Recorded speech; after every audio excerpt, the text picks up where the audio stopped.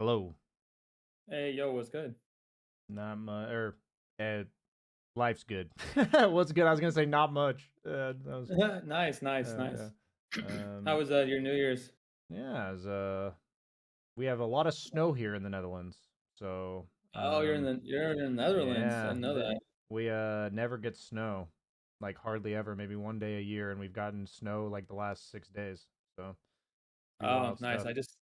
I just came back from Paris, and the same thing happened there. The Yeah. day I was flying, of course. Yes, that makes sense. I mean, Yeah. yeah, luckily you got on your flight. All Amsterdam flights are closed Yeah. for the last Oh, few days. really? Yeah. Damn. They're just not prepared to deal with this much snow. I've lived here 4.5 years and never seen it like this ever.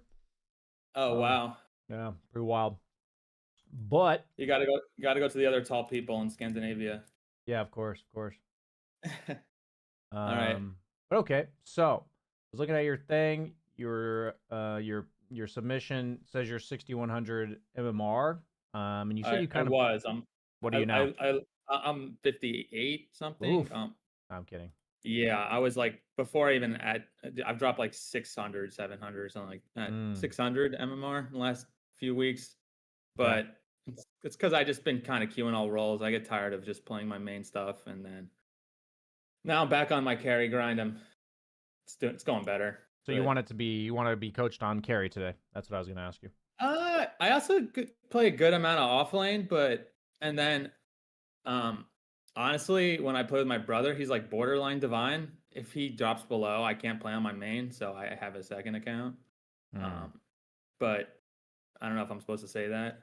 I mean, I think smurfing is a lot about what's your reason for smurfing, and sadly, there's no better alternative to ranked Dota because you can't like queue rolls and stuff in unranked. So, Exactly. um, I can't do the if unranked, it's to and play with I your usually brother at a play down slightly my lower main role. bracket, that's a very different Yeah, reason no, than he's people like shitting on people. he's not that much lower, and I usually just don't play carry. I let him do it. Yeah, I just play like supports and stuff. yeah, I So understand. I like make it more even. Like I try heroes I don't normally play. Yeah, of course, Uh, I understand. So he actually kind of gets mad sometimes. He's like, "Why don't you just play your core?" Yeah, because I mean, I understand. Yeah, But yeah, yeah, yeah. so I mean, yeah, the goal for the session that I'm trying to figure out is what is your goal for the session? Like, what would you like to learn today? Yeah, I would say let's start with carry. I think I'm much better player than my MMR states. I have a good grasp on the game. I'm like very analytical. I'm an engineer, so like I'm good at breaking down stuff. Um, I'm usually good at communicating with my team, but sometimes I get a little frustrated, as everyone does. And then, honestly, my biggest issue is I throw. Like I just stop Mm. paying attention, and then I just throw. Mm. Um, Why? like one time, Go ahead. yeah, just like I'll be crushing it, and then I'll throw, and then also sometimes in the laning phase, I'll like try to lane too long. I would say, um, but it's been getting better since. I mean, I just was away for like a week or so, but I just been playing Naga in the new patch, and I've just been kind of dominating. Mm. Um, Ricky's probably my best hero over time. I just haven't played him this patch. I don't know. He feels different. I'll probably get back into him, but he just doesn't farm the same. I know he scales more damage later, and the no two blink charges. I don't know. I feel like if you're playing good players, you blink in, you do your tricks, and then you can't blink out, and they just lock you down. But if he gets a good start, like it's easy game, you know. So Yeah, if I don't know how you want to go about it. Um, yeah. I'd like you to send me your replays, and I'll look it over for you, and we'll talk about the okay. core issues. I'm curious about. I was gonna ask you why you feel like you zone out. Oh, I mean, I'm very ADHD, so like when I'm locked in, I'm great, and then sometimes I'll just stop paying attention and like have to recenter myself, Mm. and then I'll just like stop staring at the mini map and like just go somewhere stupid to farm, and then all of a sudden I'm Mm. dead, and I it's see. like yeah, Gotcha. yeah. So if I keep myself focused, honestly, I'm like 5k MMR above myself. If I'm not, I'm like 3k below. I see. Yeah, that's just me. I'm kind of like a momentum guy. So like I'm pretty good at recovering when I have a bad lane. And then I'm also, but then also when I'm stomping, sometimes I'll throw, and then sometimes when I'm coming back, I'll like just do good enough and I'll get overconfident, and then stuff like that. I don't know, my Dota just crashed. Okay, it's loading now. So, I how guess do my you? question is, would you like to address that at all today, or would you like what is a version of success that you get out of this session? Because I understand what I'm coaching you on now, but or like maybe what your issues are, or like what your core problems are. But for me, it's like I understand ADHD, but I also believe there's like things we can do to minimize the impact of that. For instance, I agree. I agree. Yeah. yeah. So I Yeah. I was mean, just wondering, like, what would that be something you would like help in, or sure, what? sure. I mean, that plus, anything mechanical, and then, I mean, honestly, sometimes I think I'm pretty decent at like just getting out of the lane and getting to my. I feel like my lane either goes really well or I just kind of ruin my game. Hmm. Um, I don't know. What does ruin your game mean? I mean, like I'll have like a decent lane, and then the off lane will hit 6, and the mid rotates, and I'll die, and then I see a big wave on their tower. I get greedy, try to do it again, die again, and then all of a sudden I'm like 2-3 levels behind, and my game's super hard. Are you the guy that like has that feeling that like I know I shouldn't do this and you do it anyway? Correct. Okay, I'm gotcha. like that's exactly me. And then I'm like, fuck, damn, after. Yeah, But I feel that. like when I'm not playing like that and I'm like calm and collected, I'm good at recovering. I'm very efficient at farming, I think.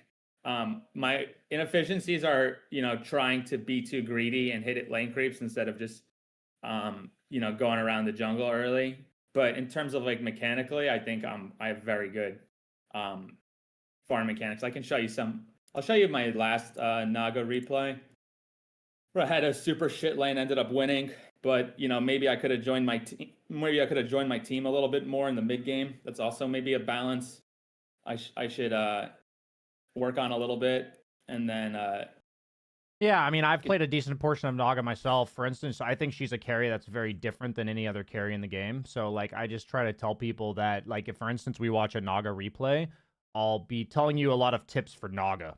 You know what I mean? But, like, if, yeah, yeah, sure. like, something like Ursa is, like, a very standard carry, or, like, any right-clicking ranged guy kind of have, like, very similar playstyles. So, I'm just letting you know if you choose Naga, which is fine. I'll just be giving you a lot of tips mainly on Naga, but it can also there's going to be some general stuff for sure. Okay, Um, so why don't I do one with Naga, and then I can show you one. I just played Clinkx for the first time in a while. I was a little clunky. Did sure. pretty well. Ended up losing though. I Okay. lost with 100k damage Hmm. on my team. It always feels bad when that happens. And then Gotcha. I don't have any like Ricky replays. That's I fine. guess I can go to the hero history, but you can see I'm nasty with him. I have like 700 games. I'm 63% wins. I Hmm. do very well with him. Yeah, So, that sounds pretty but I good. just haven't really played him this patch. You want to So send me that Naga replay ID and then we'll jump into it? You can see my screen, right? yeah, yeah, yeah. I can do it. History. I ended up winning. It does need to be in the last Pretty. 7 days. I'm just confirming that because Oh, otherwise I it does. can't load it. Okay, okay. Shit. 7 days. Okay, well then I only have 2 games to show you. Actually, yeah, I only have 2 games to show you because I was away. All right, Would that's fine. you I have one like with to postpone the session? no. I got one with Clinkx, one with Naga, and then yeah, I got 2 videos to show you honestly. So Okay. luckily I played 2 games yesterday. Yeah. I'm just Um, I always give that option if people didn't understand that because yeah. yeah, I did not realize that. I have you for a couple more sessions. I actually got one for my brother for Christmas since we watch your YouTube videos. Oh, Thought it which was one was he? hilarious. Has he already I mean, been it's on coached? my account, but on my here, let's see, download replay. How do I do this? You need to send me the replay ID from the bottom left-hand corner. It's over here. Oh, I have to type it manually. Good thing I Yeah. have. You can like highlight it and copy it like that. Oh, you can. Okay, copy. 8 in front.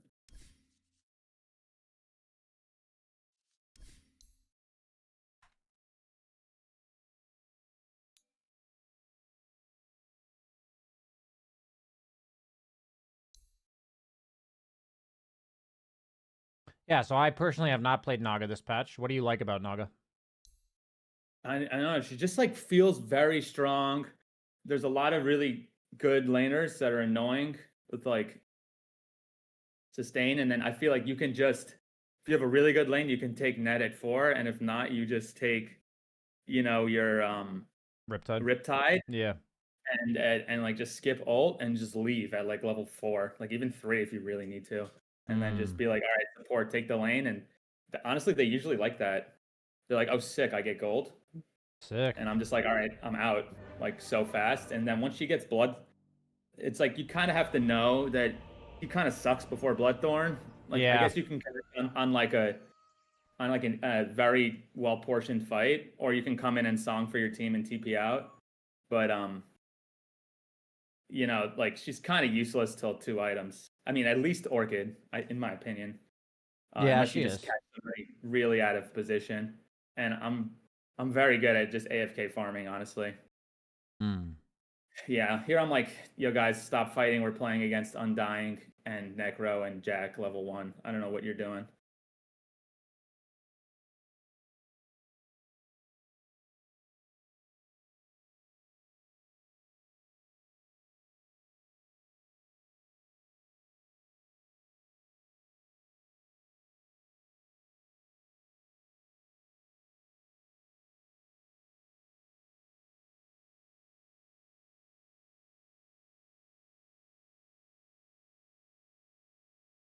I'm curious what you're doing here. Right here. What's the intent with like this following move where you kind of stay outside of tower attacking creeps? Like, what are you doing here? I was just trying to wait for the next wave to come just to keep it on our tower because I don't have illusions, so that it's hard to last hit when the tower hits them. That's what I'm thinking. And like, they don't have a big kill threat on me right there. I mean, they could drop Tombstone, but Naga's so fast. It's like I just run away. It's not like they have double stuns. I see. So that's my thought process. Gotcha. I'm trying to delay till I get Riptide to summon my next badge. Yeah. Maybe that was stupid because they just queued me down. For me, it's I guess what I'm thinking is that you never want the lane pushing out too hard or in too hard. Like, the only time you want it pushing into them really hard is if you can actually pressure them under their tower and you don't mind if the lane is right here. So, like, I just played Muerta versus Slardar. That's a lane where, like, I'm going to show you what I mean, like, just for the sake of, like, clarification, because it's, like, so early in the game. So, like, generally speaking, how do I word this? There's like 5 out of 10, which is the lane is perfectly even 4 creeps versus 4 creeps. And then like 10 out of 10 is like pushing it into their tower. And like 1 out of 10 is like them having 8 creeps going into your tower. So usually we don't want like 1, 2, 9, or 10. Like usually. But like in this lane, for instance, I didn't mind pushing it because I'm Muerta versus Slardar, and I just hit the guy a bunch, and he's like really low, and I'm just like hit, hit, hit, hit, hit, deny, deny. Like, I don't mind that it's in front of his tower, so because I don't mind pushing the wave with Deadshot because of this dynamic. But there are lanes where if I did this, like, they would get more farm than me. You know what I mean? Like, where the lanes. Yeah. So, like, I'm only going to push the lane this hard when I consciously think it's fine. Wait, can you go back for a sec? Oh, yeah, sorry, I'll go back. There's just one mechanic. I think I know how to do it, but you're hitting the guy under tower without drawing aggro. Is that because you issue the attack before you're in tower range and then just don't click anything after? Is that how you do it? So the way tower aggro works, I'll show you. Yeah, it's like if you target a hero, I'll explain it and then you can tell me where I'm missing something. It's like if you target a hero under tower, it shifts to you. And then if you want to de-aggro, if there's creeps, if you like target an ally creep, that's like in front of you, then it will shift to it. It has to be within like 500 range of the tower or something like that. And and I think if you issue attack command outside the tower, it doesn't reissue aggro for like 2 or 3 seconds. So you can 3 seconds, doing it. So is that how you're doing it? So tower range is 700, aggro range is 500. So there's like a 200 range in here that you can be without drawing aggro ever. So Oh, in this I didn't specific know that. instance, that's what I'm doing. Like I'm just in that 200 range. Notice how I'm like walking to the side, like walking within the range. I don't mind being in this range. So high Uh, MMR players are like very familiar with this 200 range. Like this. oh, okay. So okay, aggro range is 500. Yeah, that's right. Yeah, so Okay, that's so the first thing. But if I wanted to attack him from right here, I could issue an attack command from right here, and then I have 3 seconds within here to attack him.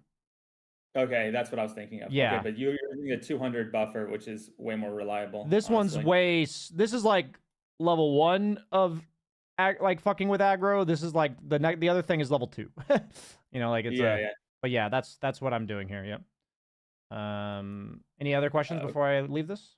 No, no, no. I Okay. just didn't know about that 200 range buffer. I Yeah. guess that because the tower aggro is 500, so that makes sense. Yeah, Okay. it's very useful for blink heroes, especially. Like if you A click them from outside of 500 and then blink on them with Ricky, then the tower won't aggro you for 3 seconds. Like very useful. Uh, okay. I mean, honestly, I guess I could show you an old replay if I shared my screen and then to give you control. Does that work? Or Is that what you'd? I mean, it's not.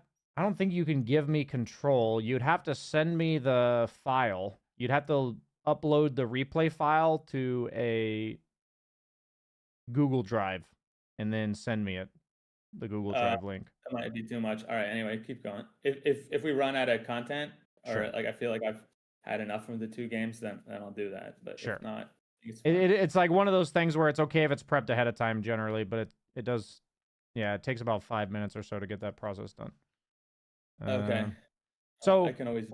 Okay. I went Anyway. through my example because I don't want the lane pushing out too hard and I don't want it pushing into me too hard. So what happens is if it pushes into me, they're just going to win every trade now because I'm like, don't want to take creep damage. So they're not afraid because they have 7 creeps coming and I have 4. So like, I know that's going to happen. So I would never keep this outside of tower range because what's going to happen if I keep this outside of tower range is they're going to free hit me for the entire next wave. Which is what ends up happening. They're just going to free hit you.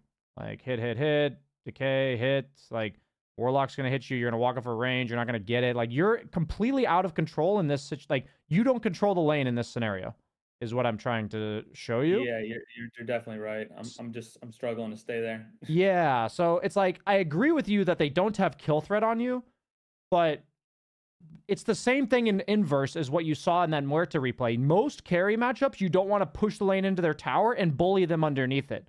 But like, that's what I did to that Slardar. And we're also trying to avoid that happening to us. And that's by having too many enemy creeps. That's what like leads to it happening.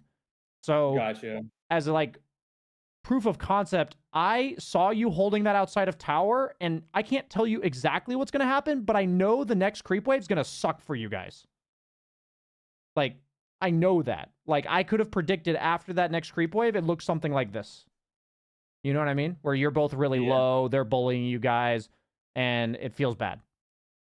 So, I like to draw causal effect to what we're doing. So, I'm just trying to show you that if you let them push the wave too hard, play it out for 45 seconds, and that's going to hurt you more than trying to CS under tower. Does that make sense? Yeah. Okay. So just lane. I always give people some notes. Lane equilibrium. We discussed 1 through 10. Try to keep off of 1, 2, 9, 10, unless you consciously think it's good. So the only way that a 1 or a 2 where it's pushing into you really hard is good is if you feel comfortable walking up to the offlaner and hitting him despite that they have 8 creeps. Gotcha. There's very few matchups where that applies, but there are matchups where that applies. Yeah, from like Ursa into somebody. Yeah, Ursa into like a super free matchup or something, yeah. Yeah. In that case, it actually benefits you to have the lane shoving into you really hard because if you're allowed to hit them despite that, they're going to miss a bunch of CS. You know what I mean? So Yeah. So that's really good for you. You want it to be as to the extreme as you can afford. That's why I push that other lane so hard, because I'm like, I'm allowed to just hit this guy. So in this case, okay. I tried to pull. I was trying to kill it. He was trying to stack, but it didn't work. So if you We are were in on this top of the situation, okay. The problem with this lane that you're against, and I would need you to know, okay. I'm gonna send this message.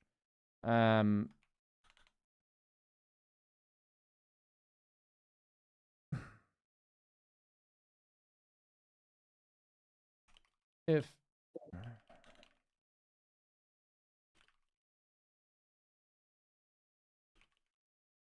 It's not like it's like it could be better, but it's not like it's going horrible. I still have like 16 CS at 3 minutes. So. I mean, at the end of the day, none of this is like the coaching session is not supposed to be doomsday. I am trying to point out things that I think are what your limiting factors are. No, I agree. Yeah. Yeah, no, I don't think this lane's all that bad. But what I want to show you that, like, in this case, you have this feeling that you can't walk into this guy, right? Yeah, like, that's the feeling. Fatal bonds. There's tombstone. Yeah. That's when you pull small. You just have to go pull it. Yeah. It's the only solution to this problem. Yeah. It's literally the only solution, because what happens is they end up walking over here, or the lane goes into your tower and you fight back here. That's the only thing you can do about it, because, like, otherwise you just stand here trying to lane. It's like, look how many CS you're getting. 0. Yeah, I should have just pulled it, not try to kill it. Yeah, the last thing we want to do here, like, you're literally griefing yourself by killing that. Fortunately, they're, like, diving you. Like, they're actually pushing the lane into you. If they were smart, the Undying would have just held the lane right here. Like, he didn't have to push it into you. They could have just done that. Yeah, they bailed out my mistake. Yeah. Okay, so you actually opened up the hard camp. That makes sense. I could see that. Yeah, I was like, I want to just hit side creeps and then let the lane go into me. And as soon as he dropped that, I was like, all right, I'm officially out of here. And I don't think I returned to lane till it's almost free for like 5 minutes or something. Yeah, so this pull by snap is really bad. And my other thought is that your job in this lane, okay, these items, what do these two items tell me you're going to do? Hit the jungle. Or heroes. Either one works. Yeah, that's what I was planning on doing. And then this is what I'm talking about, getting greedy. It's like, oh, I see a half wave and one's coming into the tower, and I knew in advance, I'm like, yo, this lane sucks. I need to leave. So I bought the gloves. And then I get greedy and I return trying to get CS. This is a common mistake. You see it, like, in my mind, I know I should leave. I'm like, yeah, this lane's terrible. For me, I would have bought boots and defensive aggroed 9 times as many times as you have. That's how I would have played this lane. I would have defensive aggroed a bajillion times with boots first over any of the slipper or glove, and I would have pulled the small camp off cooldown. Because in this lane, I'm thinking they just walk at me. So I want to walk away from them. Like, that's all I'm thinking. So it's funny. Your approach of buying these items and saying you're going to dip, I don't hate that approach. And I do think the core problem here is what you're saying is that I bought items to do something else, and then I'm doing this. So, like, if you had bought these items and then gotten hit jungle, it's like, okay, that makes sense. Maybe we can discuss buying boots and playing the lane. Yeah, I guess in my head, I'm wondering as a coach what it takes to get you to go with what you chose. Like, I chose something. Commit. And then I get tempted by the evil apple. It's like right in front of me. Poison fruit. See, like, if you hit play, you can see it's like there's a wave here, or you can tell already. There's a wave there, and there's another one coming. I'm like, ah, shit. I could hit the jungle right now, but then I'm gonna miss 8 creeps. Kind of feels bad too. See, but then it's like, all right. I end up just getting booted completely. Yeah. Yeah, and then you stack the camp when you're no HP. I literally did that by accident. Oh. I see. You didn't realize the timer. I did it by accident, but I knew it was an accident after.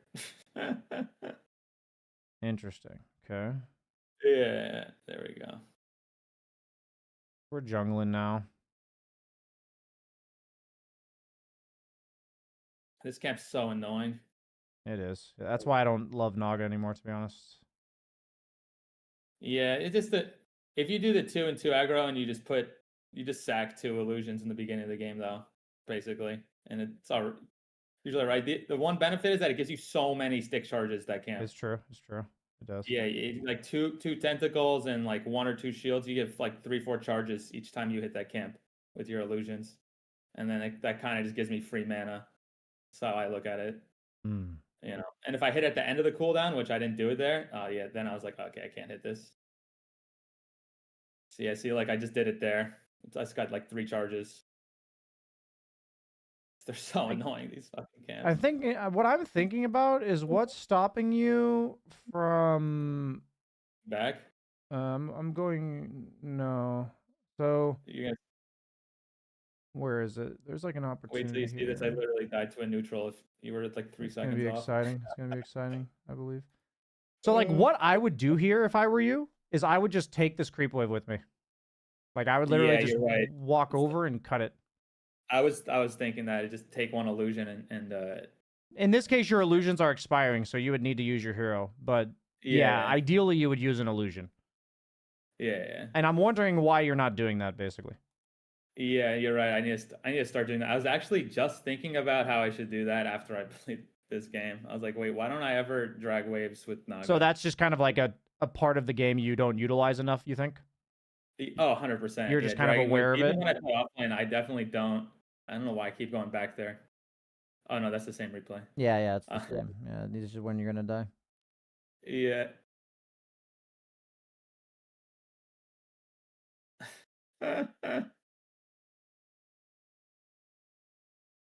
Yeah, honestly, even when I play offline, I just don't drag waves nearly enough.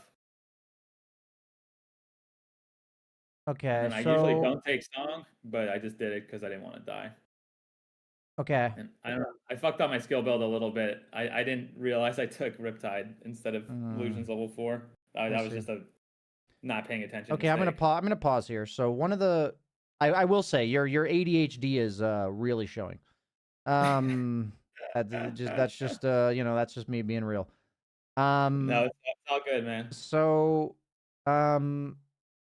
one of my goals in coaching sessions, and I think it does help with ADHD in general, is getting people to ask themselves questions that they don't normally ask themselves and like writing it down somewhere. If you have ADHD, I think it's pretty helpful for that. Like that's kind of up to you. Everybody's different, but putting it somewhere where you're going to ask the fucking question. So this is more of a generic question, but can you please describe to me what happened in that lane in the first 5 minutes? I can play it back for you if you'd like. But my goal is for you to observe what happened. So the difference in what I'm trying to distinguish between is observing things is Naga casts Riptide or like illusions.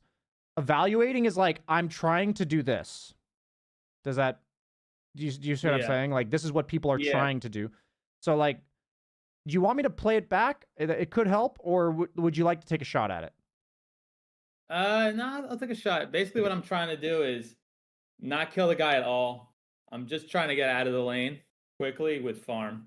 And I made a couple mistakes by being too greedy with the wave and not managing the equilibrium right, and ended up taking much more damage than I should have, instead of just utilizing a lot of pulls and then waiting for the wave to come into a favorable.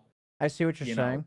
So, so you're telling me you're at a disadvantage. What does your disadvantage look like in terms of, like, why are you trying to get out of the lane? What are you afraid of? Well, they just have a lot of harass with the Undying Warlock, and a lot of sustain. I'm probably not gonna kill them with a snap. It's not like a kill threat lane. And Undying farm is really slow, so just letting him take the lane while I jungle and then reconnecting to it later, I think I'll end up getting more gold. I don't even know what the net worth is right now. Can you check it? I'm just curious. Oh, yeah, he's ahead of me by a lot, actually. But he doesn't farm that fast, when like the game's static. So I'm like, as long as if I'm close, I should, as long as I'm close, then it's a win for me. I came out worse than I wanted to. I'm definitely behind my timings now. It's like, should have Manta by like 14, ideally. or something like that. Yeah, So I know I'm behind. I'm trying to figure out how to redirect your attention. So for me, I look at lanes, and I think, are these sustain lanes or are they kill lanes? So that's the first thing. Is this a sustain lane or kill lane? That's my question for you. That's the first one. What's the answer, in your opinion? The sustain lane, Okay. for sure. How do I mitigate / avoid their damage? How do I mitigate, avoid their damage? Oh, see, like that's the good question. I guess keeping the creeps under tower, or just keep constantly double pushing the wave, like me pushing it all the way up and then them pushing it all the way down, and like hitting one wave at a time instead of letting it bunch where they could dive me. It's probably the best. And then when the lane is at like an awkward middle, then just hitting the small camp or hitting, the one of the side camps, like the large camp or something, just to hit like 1 or 2 creeps down, while to make them make a decision. Either you're going to have to boot me off the camp and lose CS, or you're going to CS and I'm going to get gold. And then I'm just going to wait for the wave at the tower. I feel like that would have been the more optimal approach. I understand. Yeah, like you said, with the bunching of the creeps under the tower, that makes sense to me. It gives them too much window. So your brain is really loud, and I understand that. The things you're saying are good, but I promise you, I can understand at this point that you think about too much. Okay. So we're gonna. My goal for these things is to try to show you a little bit simpler of a system for you, because I trust that once you answer these simple questions, you will dissect the shit out of what you are supposed to do. Okay. So none of what you said is wrong. It's all like really good. It shows you have in-depth knowledge of the game, but we need to break it down in like categories for you so that you'll make clearer decisions. Does that sound good? Yeah. Yeah. So when I asked how to mitigate / avoid their damage, these are like the 3 immediate options that came to my head. What do you think of these options? Tank through the harass, fight back, or avoid interaction? Do you know what I mean by all 3 of these? Yeah, no, Okay. So one is tank the harass. 2 is fight back, and 3 is avoid. Here I probably want to avoid, because I don't think the snap's gonna do much. Okay. And I'm not gonna do much either to Warlock. Okay. At this stage of the game, unless Undying just left for some reason and he's by himself. So I'm guessing 3 is avoid. I think avoid is probably the best scenario, unless like Tombstone's on cooldown and Undying's diving tower, and I can just rip him down with a Riptide. So in every lane, there's going to be exceptions, right? And it is on you to like see a window where they're overextending or something like that. So it's not like I can cover all scenarios with these like frameworks. But so of course, it's nuanced. Yeah. So if I say you gave me the answer of avoid, which I agree with, and I followed it up with, if the answer is avoid, how do I avoid them? Just either keep pulling and get the wave under the tower, or just leave. Exactly. So the first part. So let's ignore leaving for a second, because I think you probably, I can't say for sure, but I think you probably get in your own way by chopping up a lane at the beginning of the game as disadvantageous. They're like, this is a disadvantageous lane, so I'm just going to dip out. Like, I would rather you optimize to think, how can I stay in here as long as fucking possible? What are the perfect items for dealing with the problem that I'm going to run into? What are like the perfect items and playstyle? So like for me, go ahead. Okay, sorry. Keep going. No, go ahead and answer. If you have an answer, go ahead. I'm gonna say raindrops. That's a big one I'm missing. I don't think raindrops are great, because Undying, for me, raindrops are not that great unless they're going to, how do I word this? Yeah, it's not great on Undying until he hits 5, and still it's not like super good by that point, and you're trying to leave by like 5 minutes anyways. Yeah, it's true. So my point is that like if I'm trying to avoid their damage, for instance, like most sustain lanes are like ranged right clickers or like melee slow guys that just stand on top of the wave. So like avoiding interaction sometimes can just be by defensive aggroing.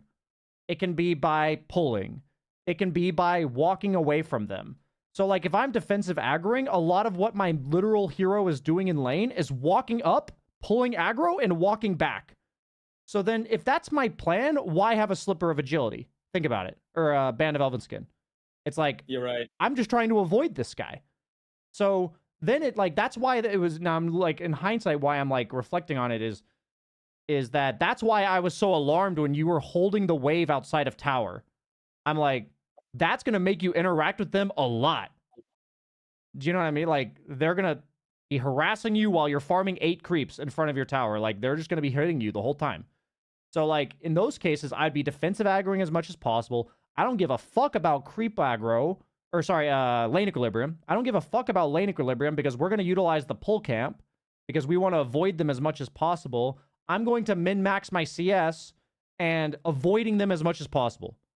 So, like, if you went into the lane with that plan, I think you would have made, like, 8 different decisions. Do you know what I mean? You're probably right. Yeah, I was just trying to...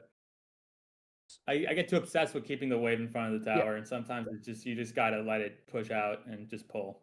So, that's what I'm trusting is that if you were able to answer that question correctly, you would do the right things. Like, that's what makes you high MMR, right? You would do the right things if you had the right answers. So when your lane equilibrium hold is the correct answer, you're going to own. But if you're not being flexible, then you're going to run into matchups where it just doesn't pay off for you. And you might even be biased towards thinking every lane that I can't hold lane equilibrium and win is a bad matchup. Like, you might be biased about that. I don't know. Like, I'd have to see a bunch of games. I'm just drawing attention to the fact that if you rely on one plan, whatever heroes in the game are good against that, you will biasly think it's a bad matchup. Yeah. So that's why in my head, early on, you were more dismissive of laning than I wanted you to be. Like, gotcha. That's why I'm trying to draw attention to this, where I was like, I think you could have toughed this out a bit. Like, you didn't have to leave at level 4, but it sounded like you kind of conceded that at like minute 0. Like, you were just like, yeah, this lane's pretty tough. Like, I get why you think this is an annoying lane. I get that you think Undying farms slow and you can like recover and all that kind of stuff. Like, all the stuff you said made sense to me when you said it. It's just, I think you're actually limiting your problem solving capabilities. Like, you're kind of coming to conclusions before they've been made. Does that make sense? True. Yeah, it's like they don't really have catch on me. And if I had boots, I'm 385 right now. Like, they're not catching me. Yeah, imagine you employ the cutting thing that you had talked about. You're like annoying as fucking shit. You're like, Undying's over here trying to farm some creeps, and you're like dragging them over here. You could be doing this at like level 3 or 4, you know? Like, you could be doing real annoying things. There's like limitless creativity from just running away from these guys. Go ahead, sorry. Yeah. And then when I do drag, I get too greedy trying to drag it into the neutral camp sometimes. Maybe I should just drag it into the river and just be like, okay, you're really gonna have to leave the lane and suffer. Yeah, the thing is, if you know your job is to avoid him, he's going to be pissed when you do. Like, people are going to get frustrated. They're going to try to chase you. They're going to over-pursue. They might dive you under tower out of frustration, and then that's the moment where you're like, I know I'm avoiding this guy, but this is too far. He can't dive this hard. You know, and then you turn and kill him. So that's the stuff I would trust you to see and then capitalize on. So I went pretty in depth about your laning phase. You came in here, you did say like your laning phase was something you were concerned about. My main thing is that if you go into the game with like, how do I mitigate, avoid their damage? Like in any lane where you're like, this is kind of disadvantageous. Like that whole thing you just said, like this lane is, I'm actually going to put it here.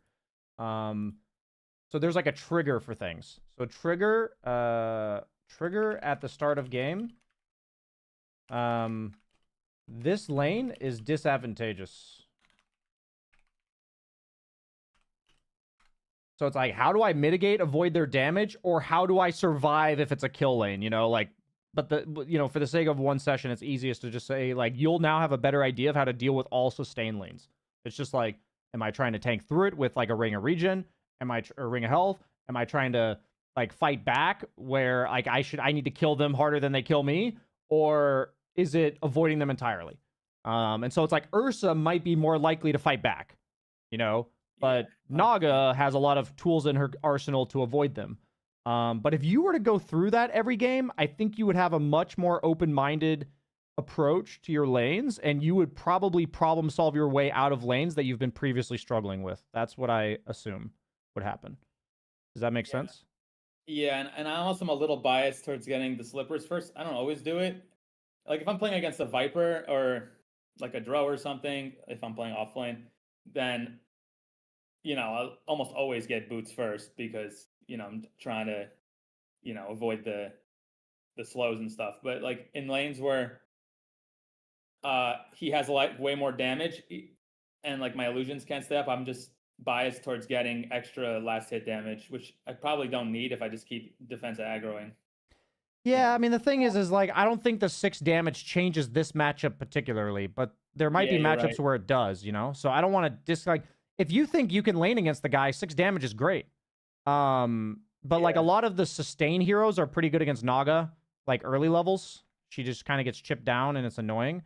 But like if you get to like level 5 in like even territory, she's usually very good against those heroes. So like she doesn't like if they don't have stuns and AoE clear, then it's like super nice. Like if it's like Viper Undying with no AoE clear, like yeah, Viper has W, but you just like move out of it. Yeah. Okay, so okay, so this guy overextended. I have the idea that you really do like to AFK farm. I'm looking here.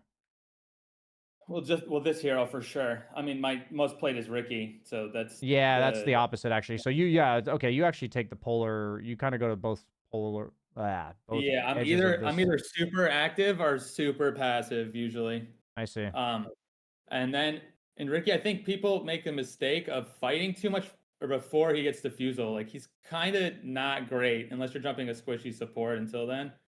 So then people will, and then even when I get defusal, I'll look just for like solo because I'm not just running around the map aimlessly. I mean, sometimes if I see a carry that's like solo farming like an AM, like trying to get Battle Fury, I'll go hunt them out.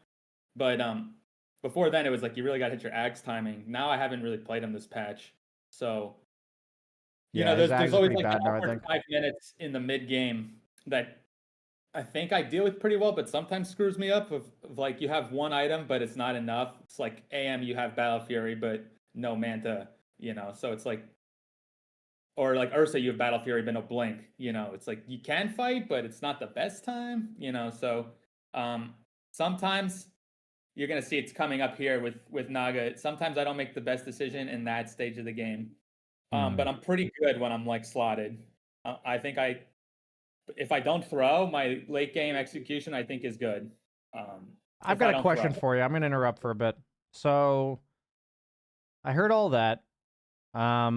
What's really interesting to me about all this is that my goal whenever it's really funny because I get it a lot of different ways in coaching sessions, but when I'm looking at a replay, how do I word this? Ignore what I just said, actually. Ignore what I just said. I want to look at this scenario with you, though, because I heard you talking about Ricky and you talking about your polarizing nature of being really aggressive, really farm-oriented, feeling like you have better decisions at like late stages of the game when you're slotted. But in these type of situations, what I'm wondering, if you were to describe to me, what is your role in the game right now? In this particular game? This particular game is to get really fat quicker than the enemy, and then at like 30-35 minutes connect and try to snowball them or at least start taking back the map. I understand what you're gearing up to do by minute 35, but what is your hero supposed to do that contributes right now? Right now it's like I'm supposed to just push out the waves with my illusions and make space on the map so my other 4 teammates can roam, which ends up happening. Okay. So what about their lineup is weak against you? Like, what is the best way for you to do that, do you think? They lack a lot of catch, honestly. Okay. So, I mean, all they really have is Ice Path. And even if they Ice Path me, if I don't get Scythe, I can just Song and run. So I'm So- curious, when you see an Undying walking at you like this, what's stopping you from just walking over here and cutting the wave? The map's dark and scary. I mean, I and they literally have all just the saw towers up. 3 heroes walk Yeah. to the right. Uh, Like, I just saw them walk right here. yeah. Oh, you're saying just literally cut towards the T1? I'm saying walk right here and then cut it with illusions right here and then just keep walking. And come Yeah, down here. you're right. Yeah, the open part of the map is behind their territory. What I'm wondering is, like, so if you're telling me it's your job to split push, and then their weakness is catch, then, like, if they have a Storm Spirit, you can't make this play. Because they might see you on a ward right here, and then he ball lightnings from here, and the rest of them catch up, and you die. You know what I mean? Yeah. But if you see three enemies on this lineup walk over here, you can definitely just walk here and, like, be annoying. Like, I would be super annoying if I'm you. Like, that's how I'm thinking about it. But when I'm thinking about the lane and when I'm thinking about what you're doing with your illusions, you kind of just directly confront people the whole time. Do you know what I mean? Like, you're kind of playing like honest Dota. And I think, like, Naga, even Ricky's not really like an honest Dota kind of hero. Like, he plays off, like, he's very, you know, obnoxious and catches people off guard and stuff. But, like, for Naga, it's like, if you can make them chase after your illusions, it's the most annoying shit ever. And so instead of running my illusions into this guy, I would run past him and make him turn around to go kill the illusions. That's, like, how I think about it. Yeah. Just waste his time. Yeah, so that's what I was looking at. Is I'm like, it's kind of a similar approach. And, you know, it's nice. It's not good to go on him here because there's 3 allies on his team, like, right here. If his team was, like, down here, this could be good. Like, what you did was maybe good. But you had to run away from him despite the fact that you did a lot of damage to him. And then now they're the ones pushing your tower, and you're the one stuck here. You could just be up here living the dream. Yeah, Be walking through here. This is what I'm talking about, like the awkward phase of the game. It's like I'm not ready to fight, but I'm like okay strong to fight if I need to. And I feel like this part of the game I could definitely optimize a little bit more. I'm going to say 10 to 25 minutes because it kind of ranges from hero to hero. What is my role in the game? What is their weakness?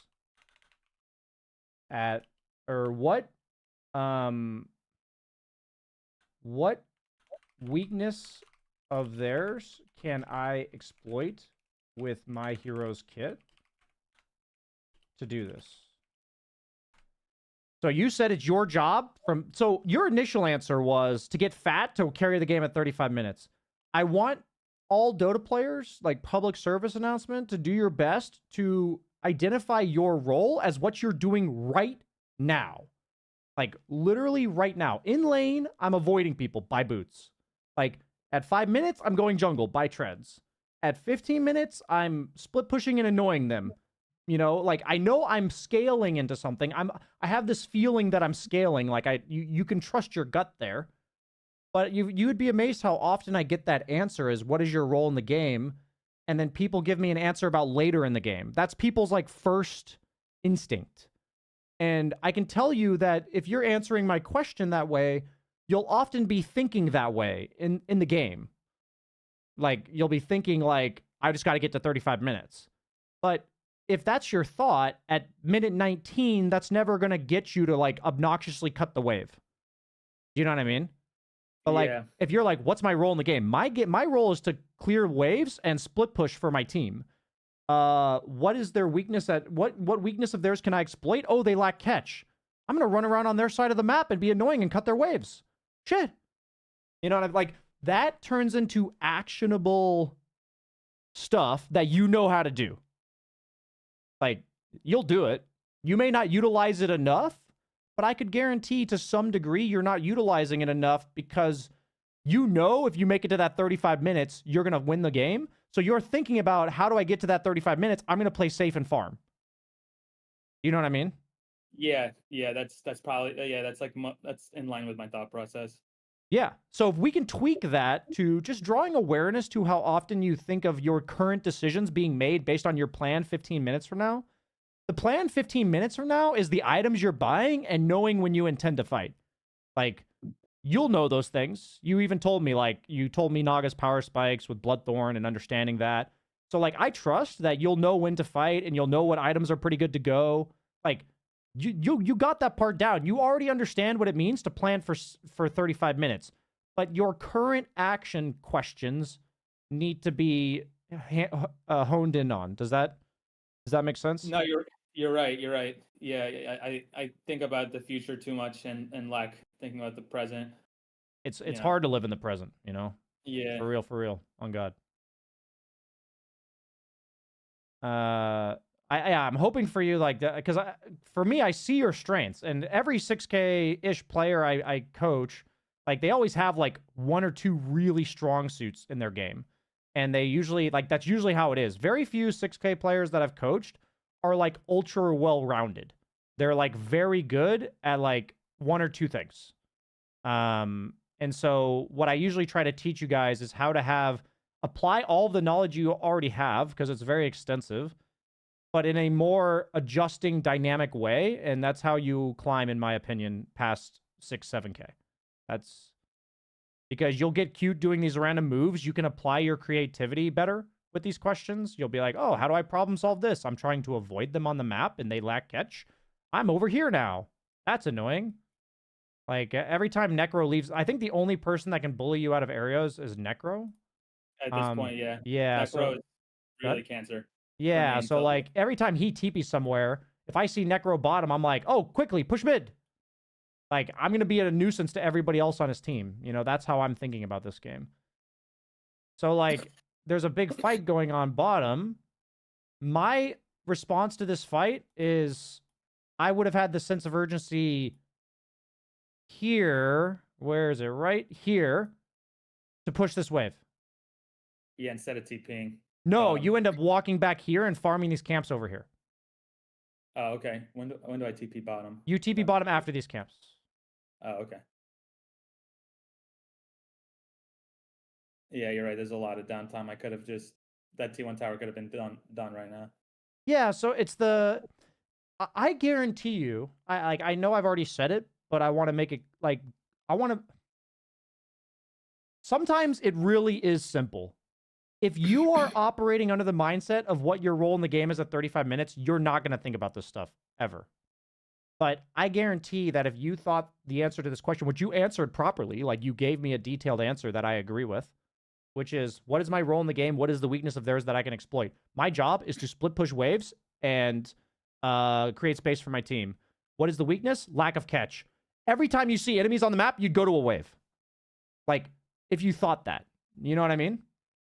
Yeah. Like, you would be looking for opportunities to push waves, because you would know that I can push waves against every hero on their team except for Necro. He's really annoying. So then every time you see enemy heroes group up, you're like, I'm going to go push a wave.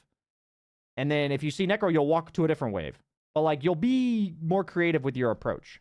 So these are examples, like, you're going to be hyper passive because you're thinking about how to get to 35 minutes, which if you're optimizing to get to 35 minutes, your strategy makes sense. Like, it makes sense.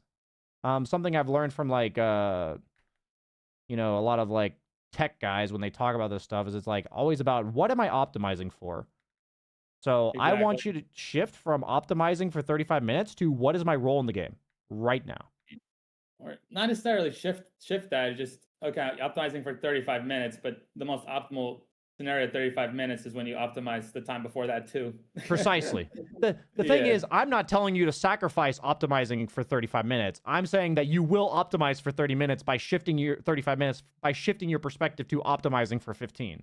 Yeah, exactly. That's what you were saying, I think.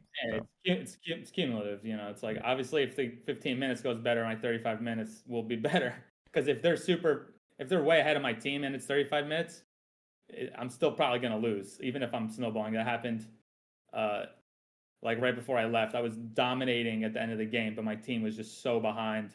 And I ended up losing while I'm alive. I was like 15-4 or something. And just wrecking their team. I had Naga last pick. I countered like their whole team. And I was dumpstering them. I didn't even die like when we lost. Like, that feels bad. My team was just getting nuked. So, it's nothing I could really do. Can I be blunt with you for a sec? Yeah. if you play the map overly passively like you are, that will happen way more often than you realize. Like Yeah, I agree. you are causing that to happen. I'm not trying to be I like know. you're at fault, but what I'm saying is like that if it happens in one game, it could easily be our teammates suck, like easily. And I'm not saying that you're like blaming your teammates, but I'm trying to make this clear to everybody else. It's like if you have toxic guy on your game and he really gives you a bad day because you had a toxic guy, it's like, okay, that guy might have just been toxic. But if you're telling me that every single Dota player is toxic, what does that tell me about you? Yeah, that means you're not good at dealing with people. Yeah, you're not a people person. You might be toxic yourself. That's what I'm thinking about you. So it's in this case, I'm thinking like if you notice that trend happening a lot, which might be the case and might not, but I guarantee you what I've seen in this game, the way that you play would make that happen more statistically often than I agree. it should. So, Yeah.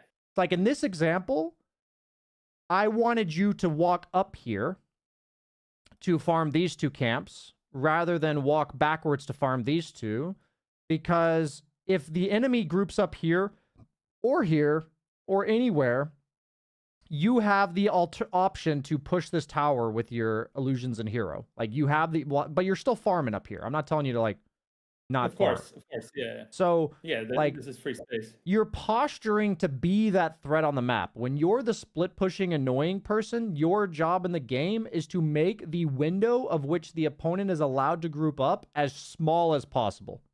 Right? Like Yeah. they need to be decisive, they need to be fast. If they're not, they're going to fuck up. Even players in my bracket fuck up, so it's like it just comes down to who's thinking faster. So, I want to end this replay here because I don't think there's too much more to teach you on Naga, because I think there's going to be a lot of things you already fix by doing this. So, like, I just say mantra is how far up on the map can I push?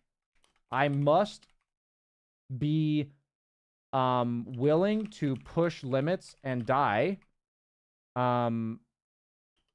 Otherwise, I am capped in skill. Yeah, and I like what you said. If I'm split pushing, it's like a good takeaway point. You got to make or even when I'm playing passive against the map, I gotta make their window to gank my team small. So it feels bad if they don't get a kill. Basically, like right now, if they don't get a kill, they just farm the bottom half the map. It's like whatever. But if I'm pushing tower, it's like, oh shit, we're losing a Rax for nothing. So it makes it a lot I harder. liked your takeaway. That was a really good echoing back of what I was going for in your own words. I put in your notes that this is done, the thing you just said, that's done by prepping yourself to pressure somewhere. So, like, in this case, the easiest lane for you to theoretically be ready to pressure is this one, right? So, Yeah. The other option is if you saw 4 heroes walking through here, like you saw 3 or 4 enemy heroes here, you could just go through the gate and go here. Yeah. Like, so then that would be the lane. But as long as you're looking for a lane to be ready to pressure, you will fix this problem, right? Yeah. And then go ahead. And then I have words there. I guess Jakira's kind of close, but you said play the top river. That's definitely safer. But what about playing this space by like the 2 wards I have top? It just looks like these creeps are dead is why I'm saying no. Like these are dead, these are dead. Yeah, That's why I'm saying like this is the most efficient farm, and the co-op's probably gonna go this way because mid-rune's coming up in 30. So I'm just thinking like this stuff. Yeah, you're right. Yeah, that would take away from my team. But like this is definitely a viable option. Like just in this exact scenario, I would do this. Okay. So are you done here? Or are you gonna play through it? No, what I'm saying is I think I would be not as min-maxing your time if we don't go into your other replay. But if you would like me to finish this one, we can. Yeah, just hyper speed it. Okay. Hyper speed through. Hyper speed this shit. Let's go. Yeah. Okay. Maybe there's some end game execution. Yeah, sure. It's all about what you want out of the session. Yeah.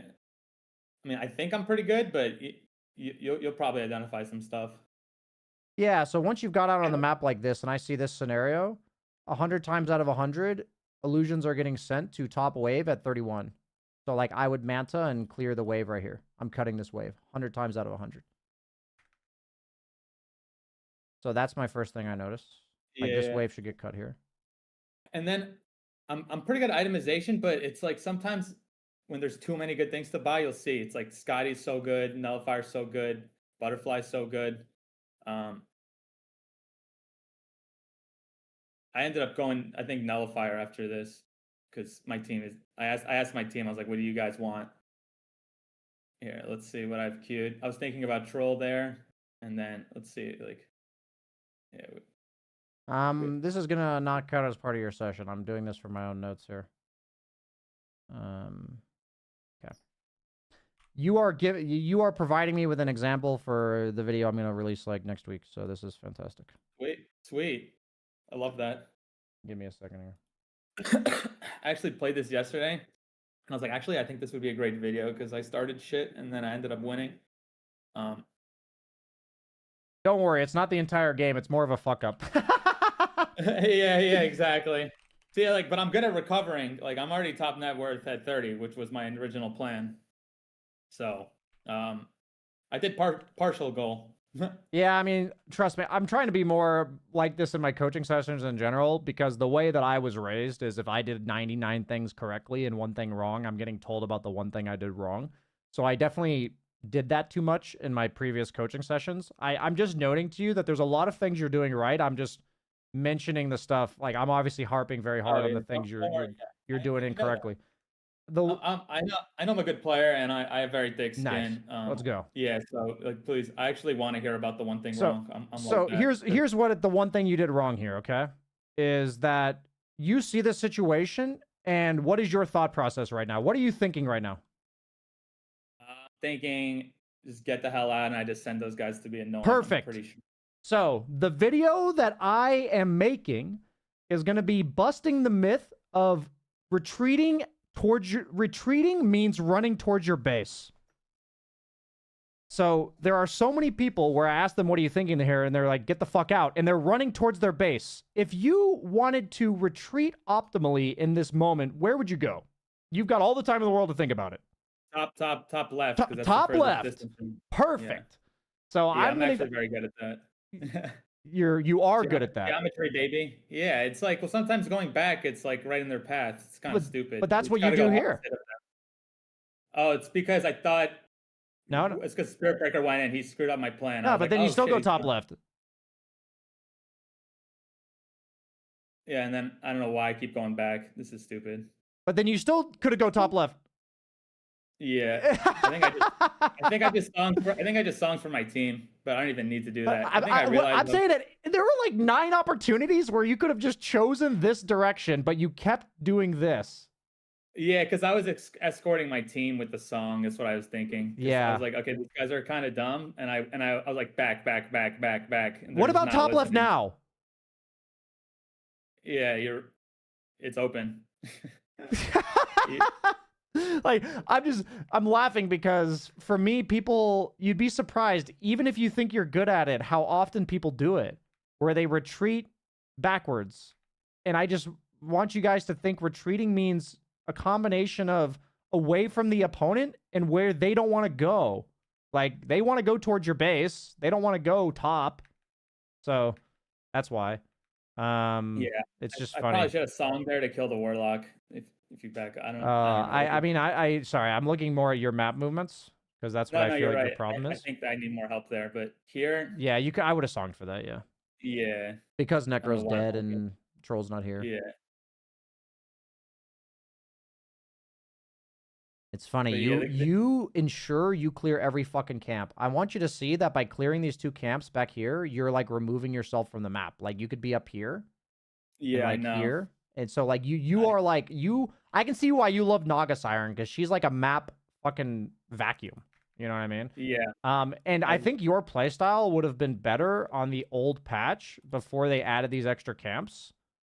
Because honestly, your job was to take every single camp back in that patch. Yeah. And I used to play Naga a lot back then, so I know that. That's when I had most of my games on her. I just started playing her again. So just this is just like a rule of thumb that will help you. Drop the notion you have to clear every camp. Yeah. Because I can see that serves you in the past, but not anymore. Now that the map is so large, you can leave 4 camps behind you while still farming every, like, super optimally, you know? Yeah.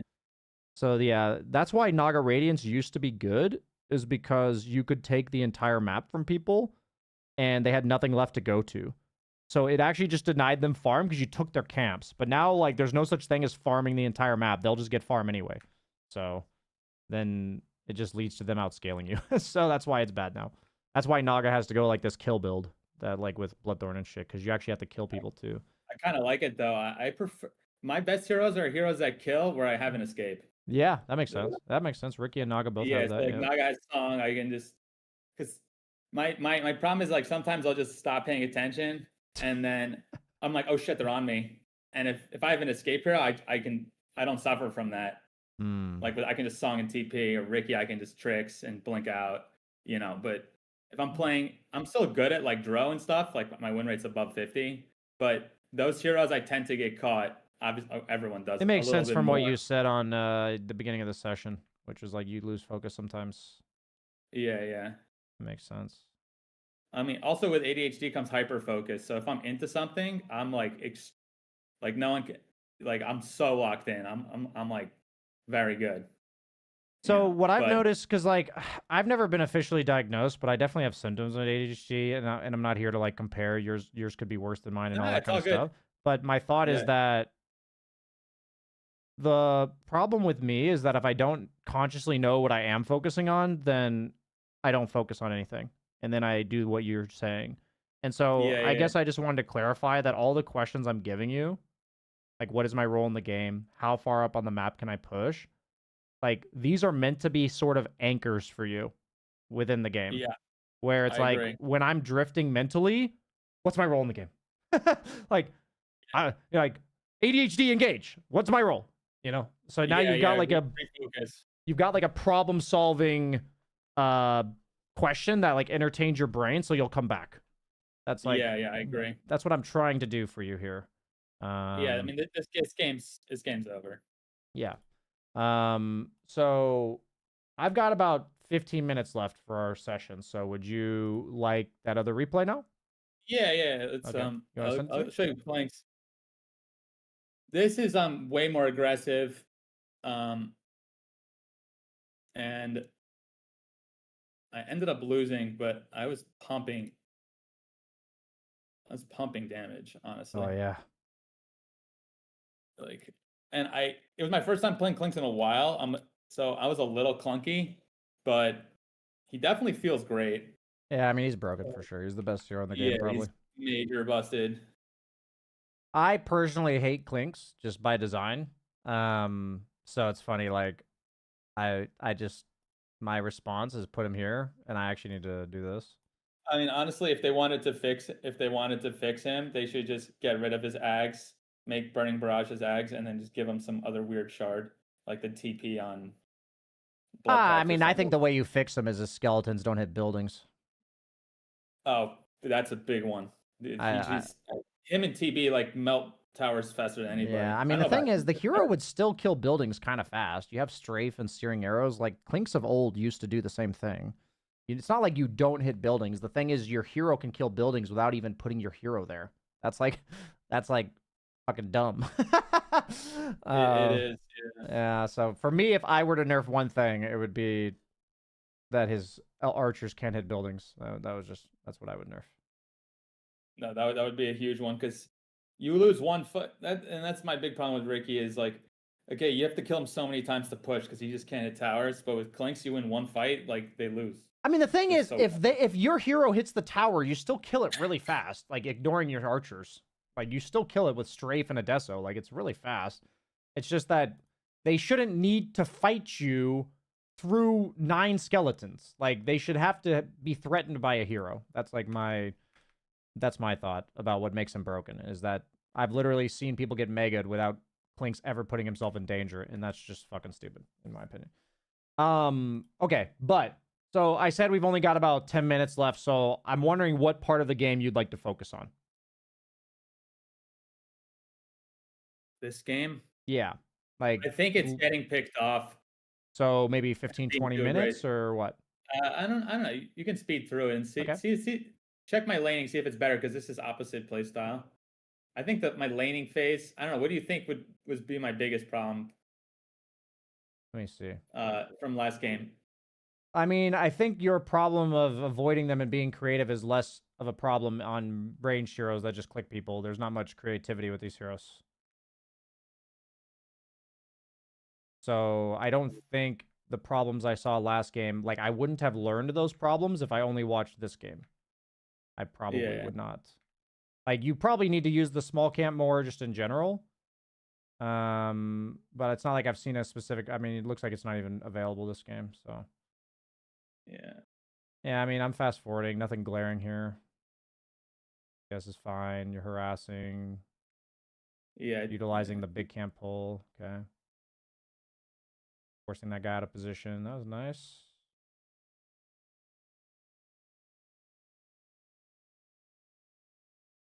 Good skill build.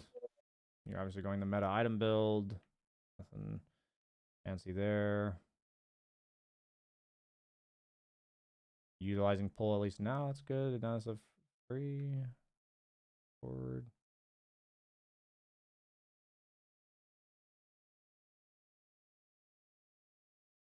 Oh, you DC'd. Yeah, my computer was bugging out. I think I missed a whole minute here. Stupid technology. And my computer's old. I'm gonna get a new one in like a couple months. It's still good, plenty good for Dota, but yeah, like there. Yeah, I mean, this is an example where there's just like offlaners you don't lane against. Yeah. So like, he had a blink though. Interesting. That's a really Yeah, good like blink. see, I should be clicking items, heroes for items a lot more around these timings when I know like Sanking's going for a blink. I guess just my thought is that looking at both of your lineups, which of you and Sand King kills each other with a +1? Like when you think about He kills me with a +1. yeah, so I could. Yeah, it's hard for me to kill him with a +1. Honestly. Yeah, so I just think about it, and it's like whoever like this is like 8 to 12 minutes usually. In my lane matchup, who kills the other more easily with a +1? It's not like black and white, right? But it's like more easily, right? And in my opinion, it just generally will serve you to not put yourself in those lanes. And so I think that can be a good gauge for you. Like when you're walking around in mid game, just be like, does this guy kill me with a +1? Okay, I shouldn't lane against that guy. Because like at this stage of the game, people get +1s. But go ahead, sorry. Oh yeah, so with that in mind, okay, now I know I shouldn't be laning with the +1. Do you recommend me going top like I did, or should I try to take the bottom 4 camps? You want me to go back to that moment? Yeah.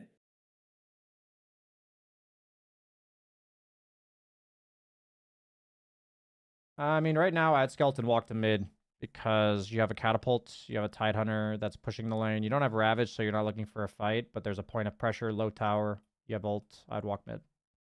Okay. That's what I would do here. Yeah, that makes sense. And then continue top. Yeah. And then, like, you know, maybe in this case, Bad gets gushed and you force him back and he gets low and then they force TPs and we walk away. Like, that's kind of like what I would envision being a positive there. So you chose to do like a dangerous farm play instead of a proactive threatening play. And that's like another example. It is like a similar problem to you like farming AFK on Naga. It's like you're choosing more conservative plays overall, I would say. Like you don't look like you set up a lot of stuff as a carry player in the first 20 minutes. Carry players can be like amazing +1s for things. You don't need, when I say set it up, I'm saying that like you're enabling the Tide to potentially be aggressive in the mid lane, force a reaction and back up. Like that's like a setup play that a carry player. I thought I did that with Ravage, but then I just almost died there.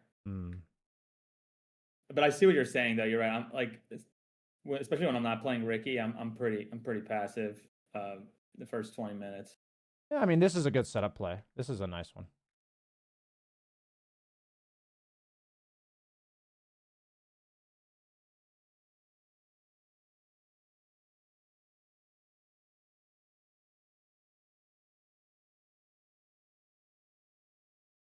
I'd be very scared to show here.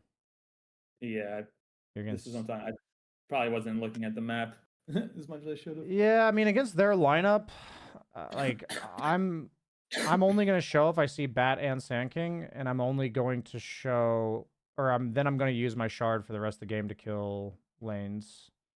So you're showing way more than I would. And I just saved the shard for lane, so I'm just in and out. Yeah, you can also like do the thing where it's like invis into shard into invis or whatever, and then you just you never even show your hero.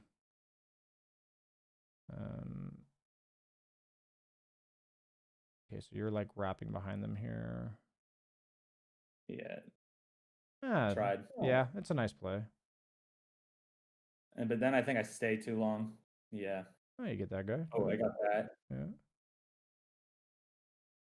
Okay. Oh, never mind. That wasn't here. That was another point in the game. Oh, I think. No. Good. Yeah, I think it was the next fight. Here. Yeah. They are stayed too long. Yeah, I mean those are in the moment plays. I'm much more concerned about your map play because map play as a carry, in my opinion, is way more important because you're spending the majority of the game map playing. That's true. Like as supports, I'm going to talk maybe a bit more about team fighting, but for carry, the majority of your impact is map play.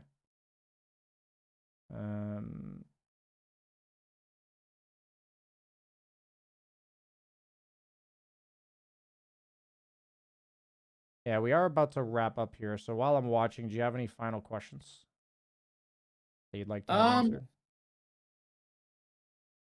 Not anything really, but like, do you think map play is the biggest area I should improve? And like, or what do you think? Is it the laning, or is it me pressuring the map and not being super conservative, or is there something else you think? So for me, I take notes for a reason because these are things that I think are really crucial for you. I think in laning state, I think it depends on how everybody works differently, right?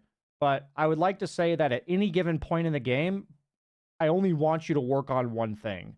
And if you feel like, so for some people, I can say work on this thing in the lane, work on this thing in the mid game, work on this, I can do that. But for some people, that doesn't work either. Like they would rather, like it benefits them better to think really hard about one thing.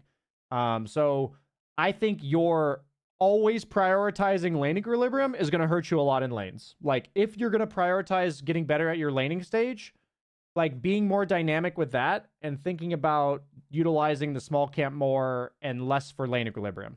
Okay. That's the thing for the laning stage. And I gave you some questions to help you deal with that. It's good for you to come up with your own as well. But the biggest thing for me, if I had to say like the thing that's costing you the most MMR is that you are not looking for opportunities to like advance on the map. It applied on Clinkx too. It's like here, you're level 6. Instead of looking for like an opportunity to be aggressive, you're walking back to farm. So it's not that, it's like it's going to require you to have a little bit more understanding of each hero you're playing because you said it's been a while since you played Clinkx and stuff. But I don't think you're looking for these plays. Like I believe you are very focused on scaling up with farm. And if I could draw your attention to what's my role in the game right now, Clinkx is an amazing +1 at like every stage of the game once he gets level 6, right? Like he's just an amazing +1. So I know my role is to be farming and potentially capitalize on being a +1 to somebody else. Like that's how I would describe Clinkx. So I wouldn't look to confront the enemy in lane. I would either be playing off map, jungling in a lane where they're not. Like I'm fine to farm lanes where they're not. Or I'm a +1 to one of my teammates. Like that's how I would be playing the map. And these are going to give me opportunities. And it's like as Naga, I'm looking to be the split pushing annoying person. In this game, I'm going to capitalize on their lack of catch.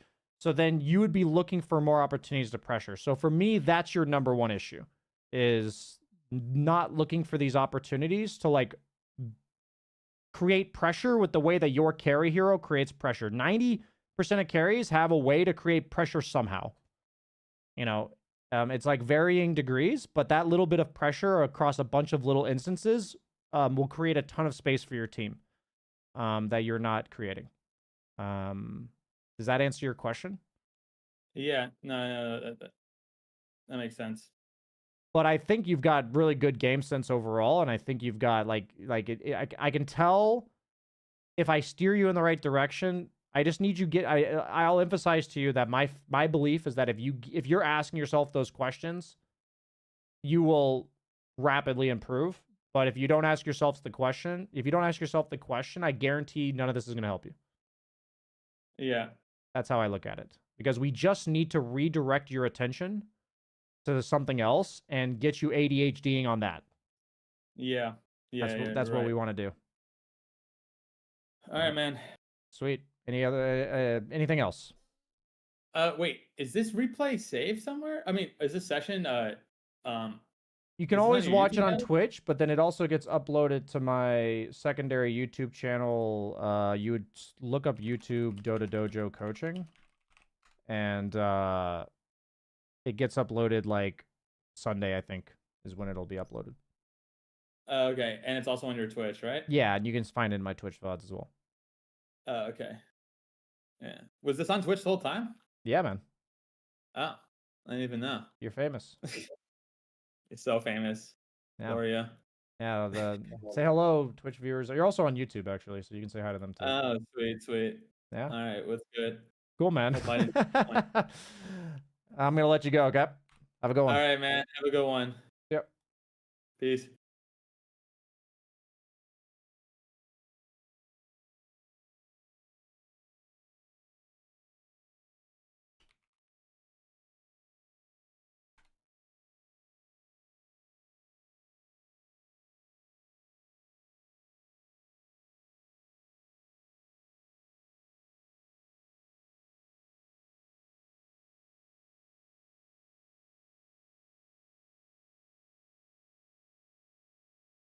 Yeah, it's funny. One of Dr. K's recent videos that I really enjoyed was talking about people living in the past and living in the future, and how basically any moment you're not living in the present, you're not really accomplishing anything, which I thought was really interesting.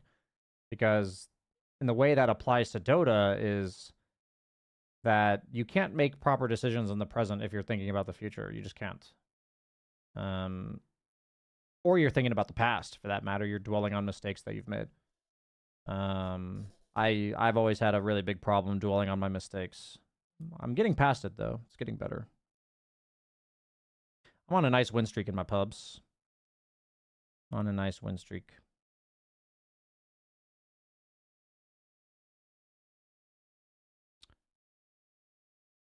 That's kind of cool. After a loss streak, though, so basically even. We can't see you. That's true. You have a link for your second YouTube channel. Yeah, F. Andre hooked you up.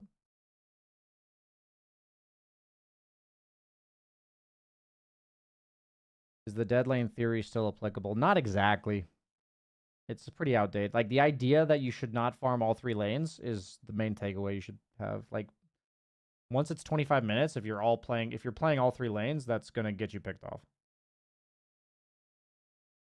But I do have a meeting in about 5 minutes, so I do have to go. Let me look at YouTube comments for a second here. Sometimes 0 death games are worse than 3 or 4 death games for this very reason. Exactly.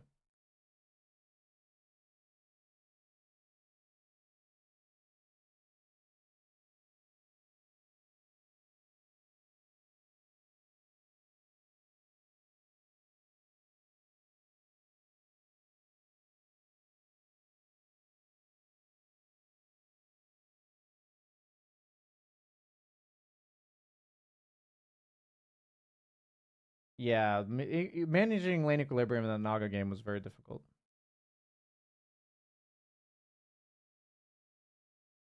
I mean, I personally think Clinkx is really strong, but, like, I've been beating it. Like, I haven't been losing to it, so, like, I played against it in this Legion game and beat it. I think, I mean, what happened was Clinkx started getting picked first pick. This wasn't a Clinkx, was it?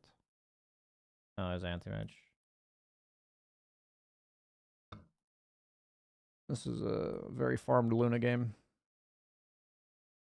But yeah, I haven't been losing to Clinkx, so.